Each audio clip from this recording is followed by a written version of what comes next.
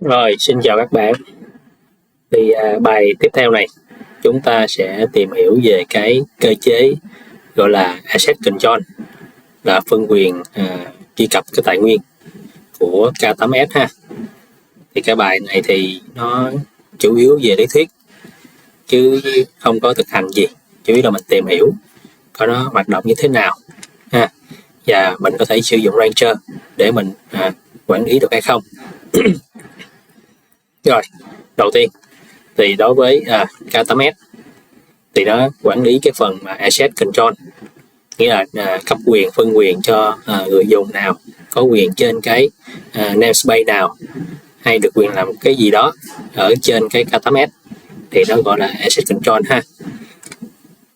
Thì ở trên K8S, cái phần Asset Control nó sẽ sử dụng 4 cái resource chính để kiểm soát cái quyền truy cập ha. Đó là role, cluster role, role binding và cluster role binding ha. Thì cái này mình có thể tìm thấy ở trên Rancher ha, mình có thể show ra được. Mấy bạn bỏ chỗ này, mấy bạn filter mấy bạn chọn là on namespace ha. Rồi mình sẽ vô cái phần more resource, mình sẽ kéo xuống và mình sẽ tới cái mục này đó. Mấy bạn nó sẽ thấy là nó có 4 cái tài nguyên ở đây đó. Rồi RBAC nè đó, có 4 tài nguyên: cluster, role binding, cluster role, role binding và role ha. Đó, 4 cái đó. Đó thì 4 cái này có ý nghĩa là gì? Thì nó sẽ phân thành 2 nhóm ha. Đó, một cái nhóm gọi là định nghĩa cái quyền, một cái nhóm gọi là gán quyền ha. Định nghĩa quyền là cái nhóm role và cluster role, còn cái nhóm gán quyền là role binding và cluster role binding ha. Đó, ví dụ mình phải gán cho user gì hay gán cho cái group nào đó thì nó nằm thuộc cái nhóm này. Còn cái này là mình mô tả cái quyền của nó ha. Rồi ở đây mình sẽ phân biệt role và cluster role. Cluster là cái quyền trên toàn bộ cái cụm K8S đó ha. Còn role là cái quyền ở trên một cái namespace nào đó. Đó. Rồi. Đó. Đây, mình có nói so sánh đây. Đó, role là phạm vi là cái namespace. Cluster role là phạm vi trên một cluster. Đó. Thì cluster thì nó sẽ có nhiều namespace, đại khái là vậy ha. Rồi role binding thì nó sẽ dựa vô cái định nghĩa role này để mình gán cho user gì có cái quyền gì đó ở trên cái namespace. Còn cluster role binding là gán cái quyền cho một group hoặc là user trên cả một cluster K8S ha. Rồi ở trên Rancher mình đã show được cho bạn thấy cái vị trí mà mình thấy được 4 cái quyền ha. Đó, ví dụ như role nó có 41 cái role đó, được tạo ra ha. Default nó tạo ra, và có những cái là do khi mình cài Rancher hay mình cài những cái khác thì nó sẽ tạo ra cái role ha. Đó, cái này là của cluster, cái này là của cái role này là của cái phần namespace ha, phạm vi áp dụng cho namespace đó. Cluster role đó, phạm vi ứng dụng cho cả một cluster đó. Rồi ví dụ role binding đó. Đó, ví dụ user này đó, có cái quyền như vậy, bấm vô coi thử đó.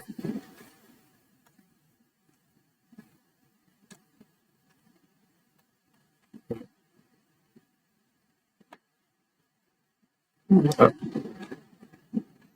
Role đó, name đó. Rồi ok ha. Đó, đại khái là vậy. Rồi đó, rồi mình muốn biết là cái role này làm cái gì thì mình phải vào cái phần role đó. Đó, bây giờ mình bấm vô đây, cái role này làm gì đó. Đó, nó sử dụng cho cái resource gì đó, đại khái vậy ha. Quyền gì, có quyền create nè đó. Đó, list có quyền gì đó, event có quyền gì đó, đại khái vậy ha. Cluster owner đó.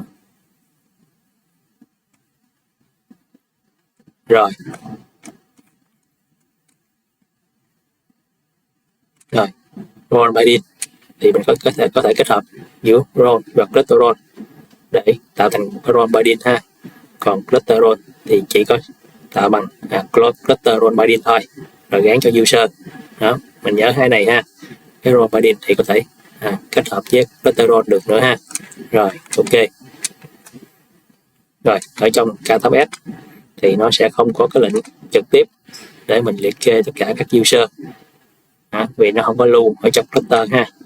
Thì chỉ có một cái đường workaround là mình tìm ở trong những cái cluster binding đó, coi cái user đó nó có quyền gì đó, rồi mình thống kê lại ha.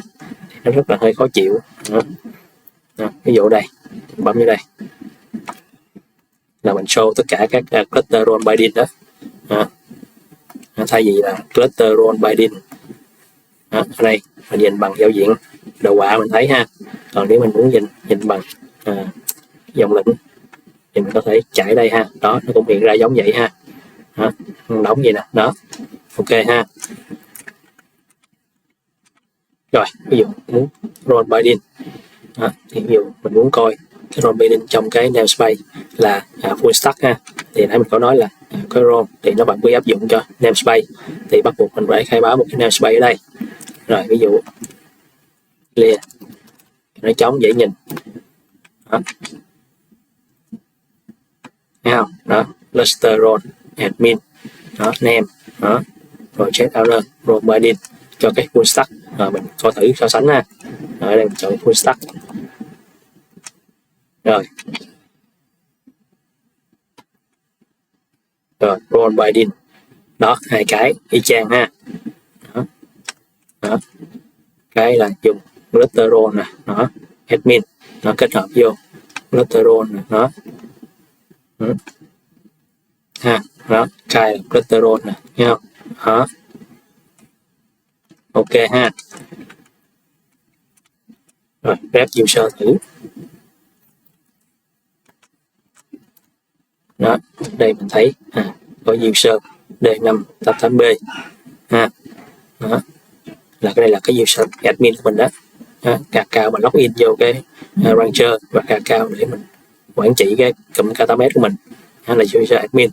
Nhưng mà ở đây nó hiện ra đây là cái user ID ha. Ở đây mình có thể bấm vô cho giao diện rancher, mình bấm vô user authent. Đó, mình thấy nè, admin user ID là nó ha. Đó, trong đây nó không có show được là cái username, nó chỉ show cái user ID thôi. Đó. Ok ha. Rồi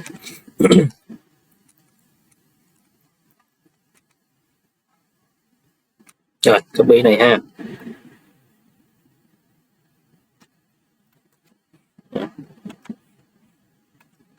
Dán dùng ChatGPT trước.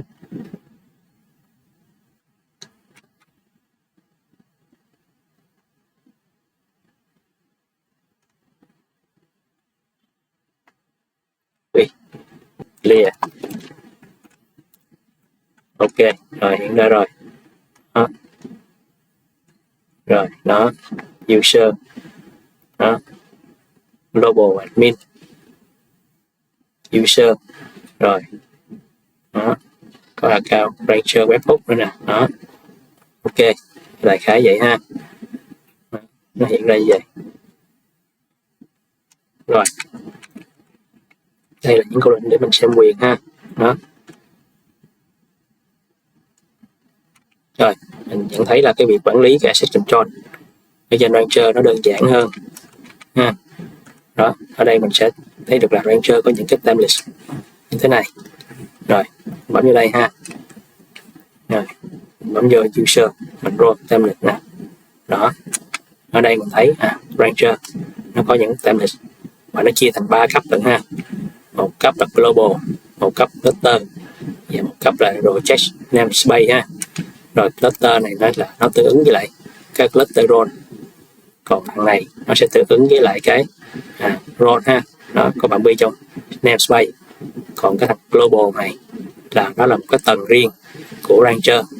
Đó, thì cái global này có ý nghĩa là nó sẽ quản lý tất cả các cụm K8S mà nó được import ở trong cái rancher này ha. Đó. Đó, ví dụ đây hiện tại là mình chỉ quản lý có một cụm K8S thôi, ví dụ sau này mình build thêm một cái cụm K8S khác, sau đó mình import vô đây đó, ví dụ mình import vô đây đó, mình khai báo cái cụm K8S mới, mình import vô để Rancher này nó quản lý đó, thì lúc đó ở đây mình sẽ có thêm một cái cụm nữa, thì cái quyền global lúc nãy là cái account đó nó có thể quản lý hoặc điều phối tất cả các cụm K8S mà thằng Rancher đang quản lý ha đó.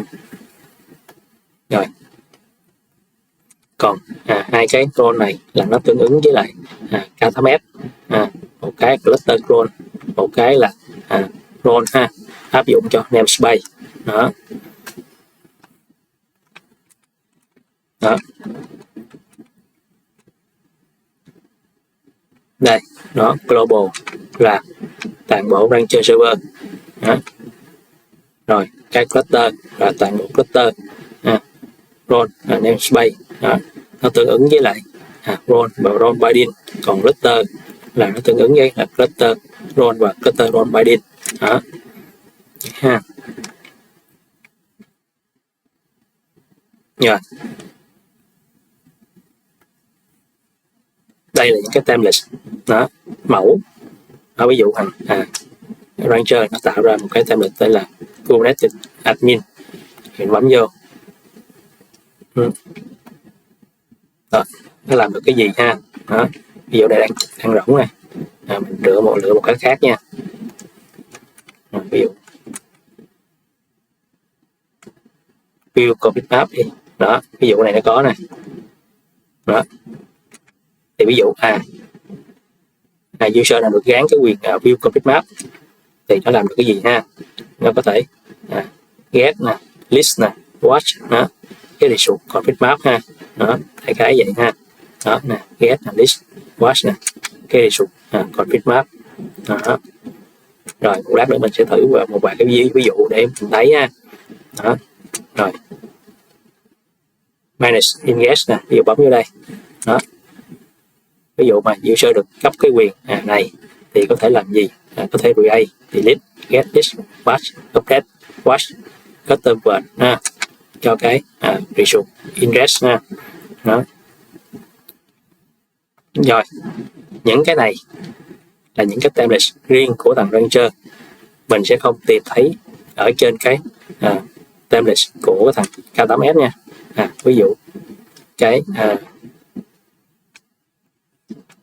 cái manage ingest này, ví dụ cái này nha, rồi copy rồi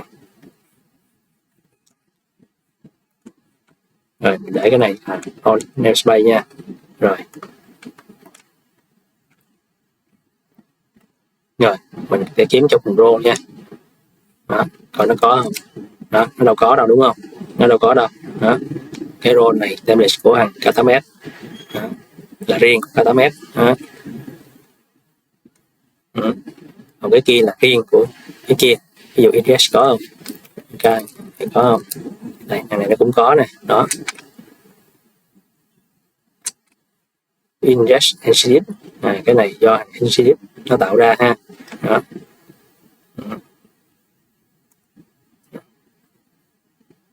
Đó.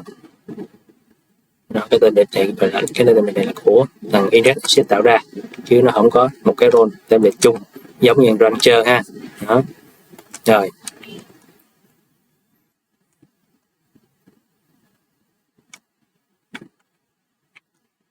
vậy mà muốn apply cái template đó cho một cái user đó thì apply ở đâu, thì mình sẽ vô cái phần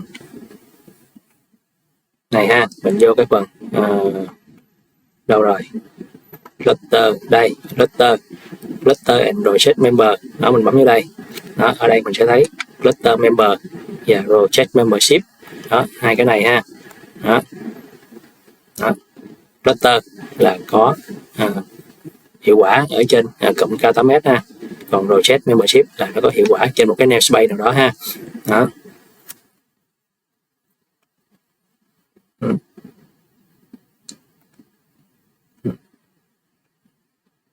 Rồi còn ở trong đây là cái chỗ là mình định nghĩa cái role, mình có thể create một cái role ha, ví dụ mình bấm vô cluster mình có thể create một cái role theo ý của mình ha, ví dụ vậy ha.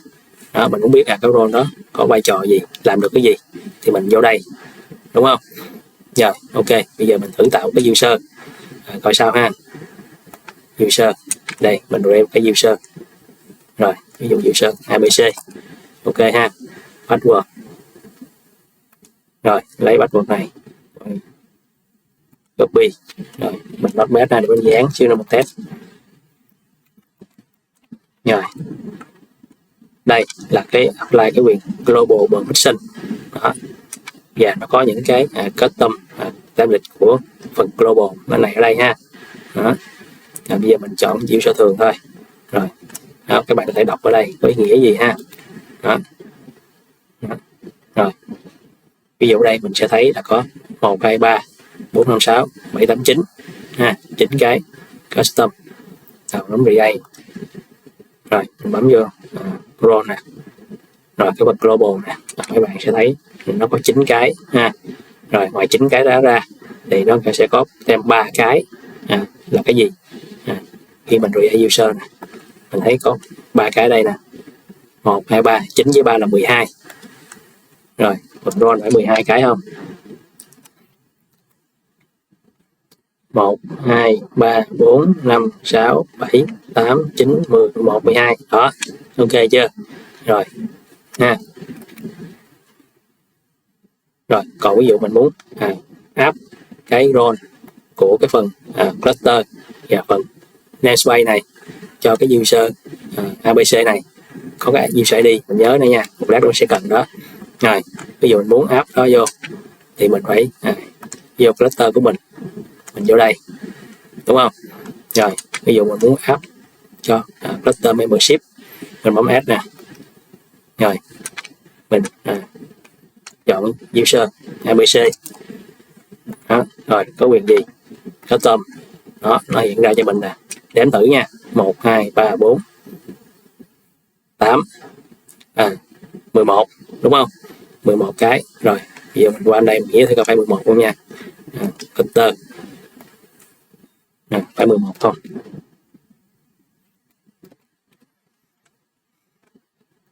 Một, hai, ba, bốn, năm, sáu, bảy, tám, chín, 10, 11. Có nhiều hơn ha.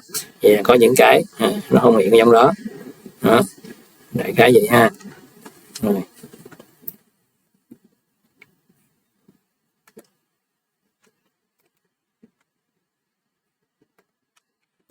Rồi, ví dụ mình ép vô.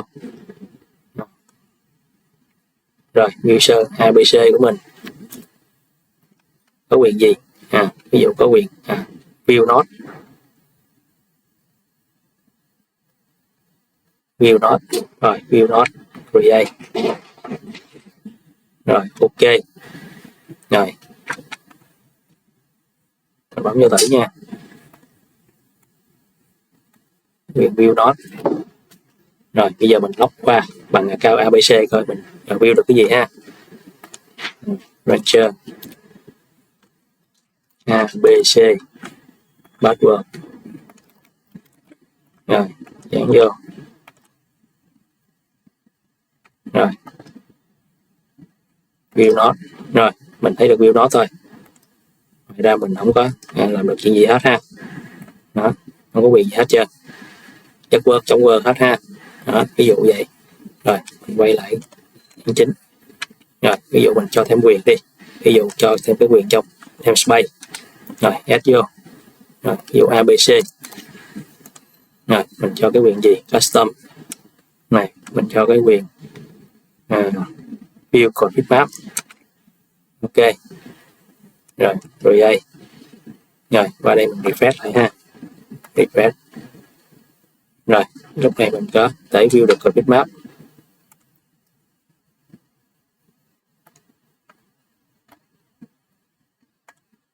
Đó, view được config map này ha. Đó, chỉ view thôi, đâu delete được đâu, đúng không? Đó, view thôi nè. Đó. Ok ha, đó coi như mình giống như mình phân quyền rồi đó. Đó. Rồi tiếp theo bây giờ mình tìm hiểu một cái quyền trong của Rancher ha.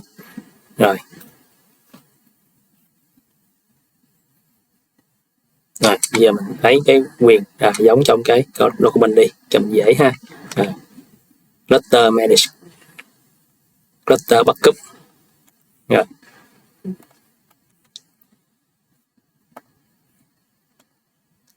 cluster đây. Rồi bây giờ mình để ý cái gì? Mình sẽ để ý cái name ha. Đây là cái name và cái result nó tác động lên ha. Rồi đó, mình để ý hai cái đó. Rồi bây giờ mình gán cái role này vô cái user ABC đó ha. Rồi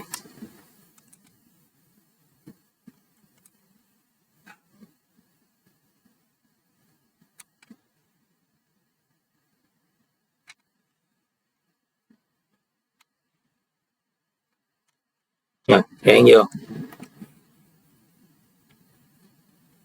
cluster manage, cluster backup. Rồi cluster đây ha. Rồi, ABC cho mình edit không nhỉ?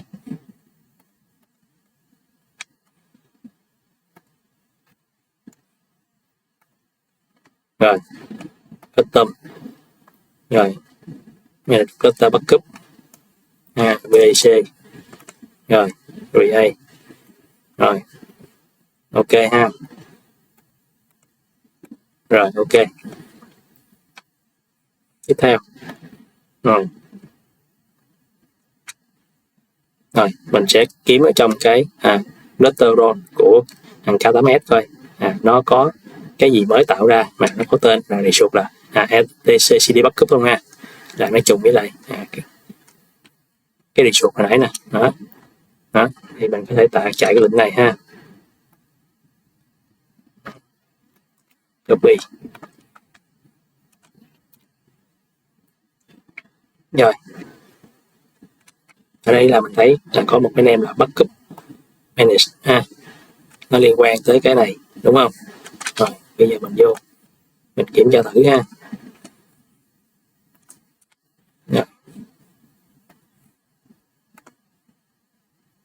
Rồi role kiểm thử đó, có nè, thấy không? Rồi bấm vô show complete đó, ok ha. Đó nó tạo ra đó, nó tạo ra cái này đó.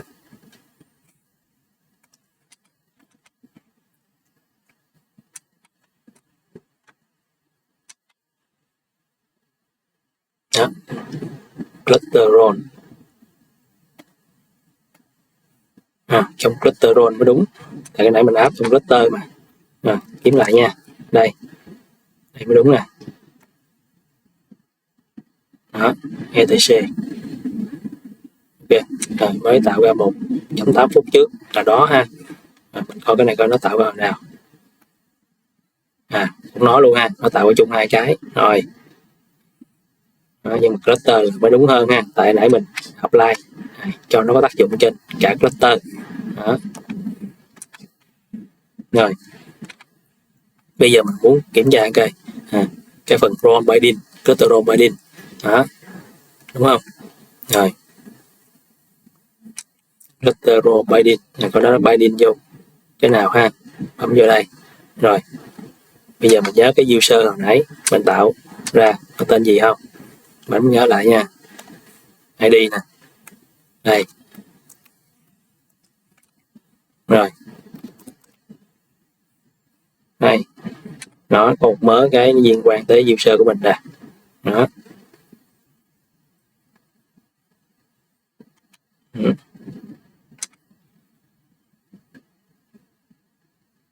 Backup manage nè, đó có nè, đó là cái nãy đó, nó liên quan tới cluster role backup manage nè, là cái nãy mình view đó. Backup manage nè, đó cluster role nè, user của mình nè, đó đúng rồi ha. Đó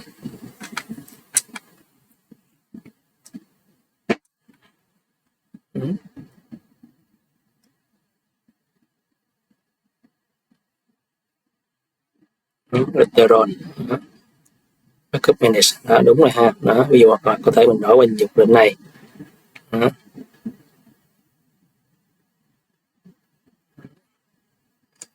Copy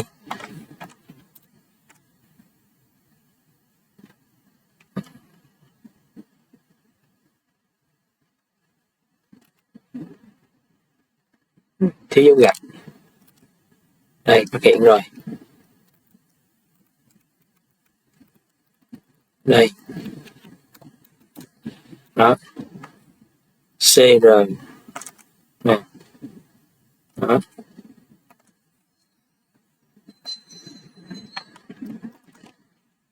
đó thấy không, đó nó nè, đó đây đó, user của mình là đó, cái name là backup manage nè đó.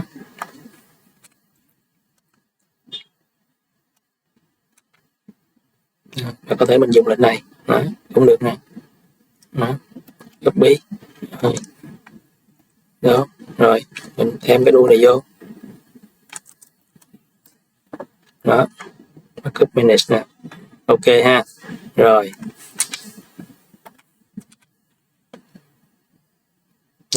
bây giờ tổng kết cái bài này chỉ là giới thiệu cho các bạn hiểu về cái asset control thôi. Rồi mình thấy là asset control của K8s là gồm những thành phần gì ha. Đó, nó sẽ có 4 cái thành phần đó, là role, cluster role, role binding và cluster role binding. Đó, có 4 thành phần đó ha. Rồi thì nó sẽ nhóm lại thành 2 phần riêng nhau, một cái để tạo quyền và một cái để gán quyền ha. Có chữ binding là gán quyền. Rồi thì ta thấy là dùng rancher quản lý, tạo mới, thay đổi thì đó để dễ hơn, thuận tiện hơn ha. Đó, ví dụ mình có nhiều cụm K8s mà mình bỏ vô rancher để quản lý tập trung thì mình sử dụng rancher để tạo ra những cái quyền, những cái role thì nó ổn định hơn ha, nó sẽ ngon lành hơn là mình sử dụng của K8s. Rồi các template ở trong rancher thì mình thấy nó khá phong phú ha, với lại mình cảm thấy là nó rất là gần gũi, nó tường minh ha, mình nhìn vô mình dễ hiểu hơn là của thằng K8s nó tạo ra. Nó giống như nó từ lưa quá, nó khó nhìn quá đó. Rồi mình cũng để ý một chuyện là những cái template này đó là mình nó chuẩn bị sẵn cho mình đây thôi đó, mình sẽ không tìm thấy nó ở trong cái phần K8s giống như nãy mình nói ở đây ví dụ mình cluster ví dụ như ở đây mình search cái này mình đem qua bên thằng K8s mình đâu có thấy đâu, đúng không? Nó đâu tạo ra đâu. Nghĩa là nó chỉ tạo ra khi nào mình apply lên cho user thôi ha, thì lúc đó nó mới tạo ra, còn bình thường là nó đâu có tạo ra, đúng không? Ví dụ cluster rồi mình search mình đâu thấy cluster member đâu, đúng không? Đó. Chỉ khi nào mình apply lên cái user thì lúc đó nó mới tạo ra một cái cluster role ở đây và nó sẽ built-in binding lên cái user của mình đó. Đúng không? Rồi ok, cái luôn mình lưu ý cái vấn đề đó ha, là cái template nó chỉ có sẵn thôi, khi nào mình áp lên cho một user thì lúc đó nó mới tự sinh ra cái lệnh nó chạy để nó tạo ra cái role và nó binding lên một cái user của mình. Rồi ok, như vậy là cái coi như là mình đã tìm hiểu, coi như gần như là hoàn tất cái phần K8s rồi đó. Những cái bài sau chúng ta sẽ tìm hiểu về CI/CD cho K8s ha. Rồi hẹn các bạn ở những bài lớp tiếp theo. Cảm ơn các bạn nhiều, bye bye.